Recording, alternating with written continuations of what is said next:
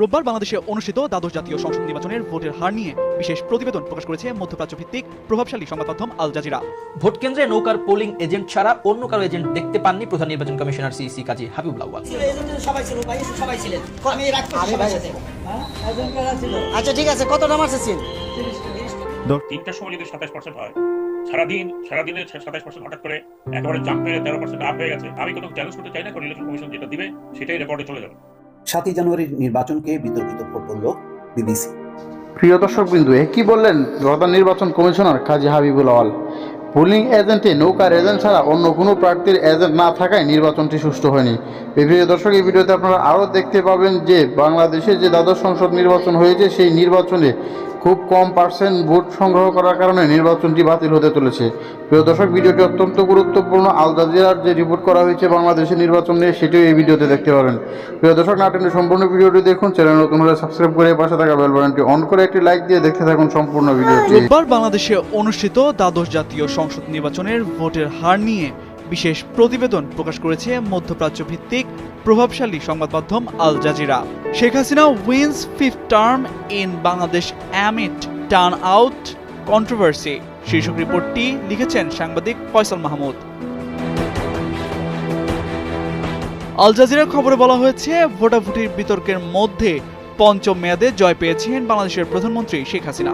তবে দ্বিতীয় অবস্থানে কে, সেটাকেই বিস্ময়কর ব্যাপার বলে মনে করছে আল জাজিরা।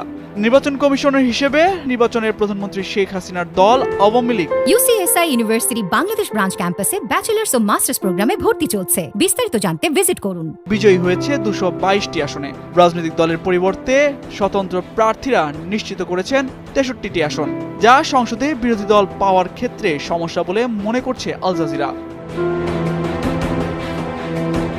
নির্বাচন কমিশনের হিসাব অনুযায়ী 300 আসনের মাত্র 11টি আসন নিশ্চিত করতে পেরেছে বর্তমান বিরোধী দল জাতীয় পার্টি।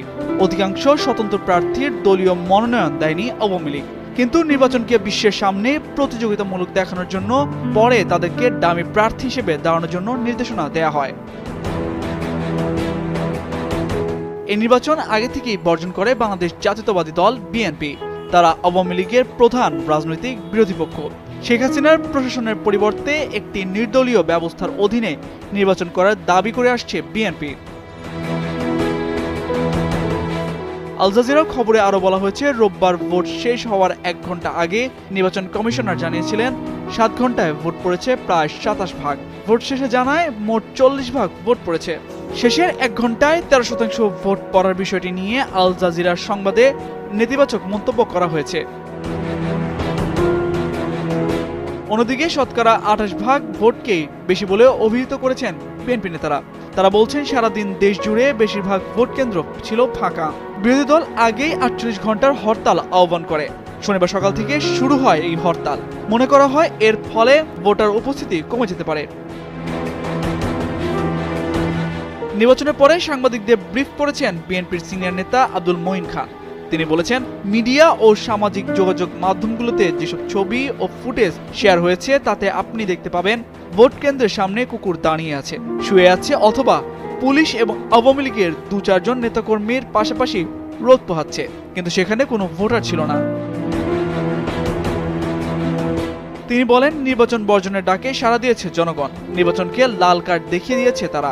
মঈন খান বলেন, যেহেতু কোন প্রার্থী বিজয়ী হবেন তা আগে থেকেই জানা, এজন্য আওয়ামী লীগের অনেক নেতাকর্মীও ভোট কেন্দ্রে ভোট দিতে যাননি। অন্যদিকে আওয়ামী লীগের নেতারা বলছেন, হরতাল ও আগুন হামলা, ভোট বর্জনের মাধ্যমে নির্বাচন বানচালের পরিকল্পনা করেছিল বিএনপি। তাদের সেই ডাকে সাড়া মেলেনি। জনগণ ভোট দিয়েছে। নির্বাচনের পরিষ্কার নেতৃত্ব দেখতে পাওয়ার পর মিডিয়ার সঙ্গে কথা বলেছেন আওয়ামী লীগের সাধারণ সম্পাদক ওবায়দুল কাদের। তিনি এই বিজয় আমাদের গণতন্ত্রের বিজয় বলে মন্তব্য করেছেন। বলেছেন, ব্যালটের মাধ্যমে বিএনপির সন্ত্রাসের বিরুদ্ধে 7 জানুয়ারির নির্বাচনকে বিতর্কিত ভোট বলল বিবিসি। দর্শক, এবারের নির্বাচনের পর আমরা দেখছি যে চীন, রাশিয়া, ভারত সহ 7টা দেশের রাষ্ট্রদূতরা, সবই এশিয়ার, ভুটান আছে, শ্রীলঙ্কা, মালদ্বীপ, ব্রাজিল, এই ধরনের দেশগুলো আছেন, তারা অভিনন্দন জানিয়েছে। কিন্তু এই পুরো নির্বাচনের বিষয়টা নিয়ে পশ্চিমাদের প্রতিক্রিয়া কি হবে সেটা হচ্ছে এখন কৌতূহল, সবার মনোযোগ যে তারা কিভাবে এই নির্বাচনটা নেবে।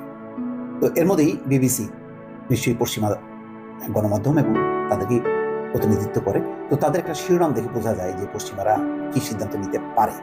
এটি শিরোনাম দেখেই বোঝা যাচ্ছে যে 7ই জানুয়ারির এই নির্বাচনকে বিতর্কিত ভোট বলছে। দেশে বিদেশে নানা আলোচনা সমালোচনার মধ্যেই গতকাল রোববার বাংলাদেশে দ্বাদশ সংসদ নির্বাচন অনুষ্ঠিত হয়েছে। ইতিমধ্যে বেসরকারিভাবে নির্বাচনের ফলও ঘোষণা করা হয়েছে। এতে দেখা যাচ্ছে ক্ষমতাসীন আওয়ামী লীগ অতীতের সব রেকর্ড ভেঙে 223 আসনে বিজয়ী হয়েছে। তাছাড়া স্বতন্ত্র হিসেবে নির্বাচন করে বিজয়ী হওয়া 62 জনের অধিকাংশই আওয়ামী লীগের লোক। বাংলাদেশের এই নির্বাচন নিয়ে একটি প্রতিবেদন প্রকাশ করেছে ব্রিটিশ সংবাদ মাধ্যম বিবিসি। প্রতিবেদনে এই নির্বাচনকে বিতর্কিত হিসেবে উল্লেখ করা হয়েছে। প্রতিবেদনটির শিরোনাম এরকম: বাংলাদেশের নির্বাচন বিতর্কিত ভোটে চতুর্থবারের মতো জয়ী প্রধানমন্ত্রী শেখ হাসিনা। সংবাদ মাধ্যমটি বলছে, বিতর্কিত এক নির্বাচনে টানা চতুর্থ মেয়াদে নিশ্চিত করেছেন বাংলাদেশের প্রধানমন্ত্রী শেখ হাসিনা। জাতীয় সংসদের 300 আসনের মধ্যে তার দল আওয়ামী লীগ ও মিত্ররা 223টি আসনে জয়ের পর তিনি আরো 5 বছর মেয়াদে দায়িত্ব শুরু করবেন।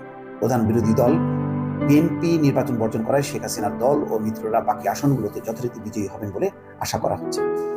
একে লজ্জার নির্বাচন বলে অভিযোগ করেছে বিএনপির নেতা ও কর্মীদের বিরুদ্ধে গণগ্রেপ্তারের পর রোববার নির্বাচনের এই ফল এসেছে।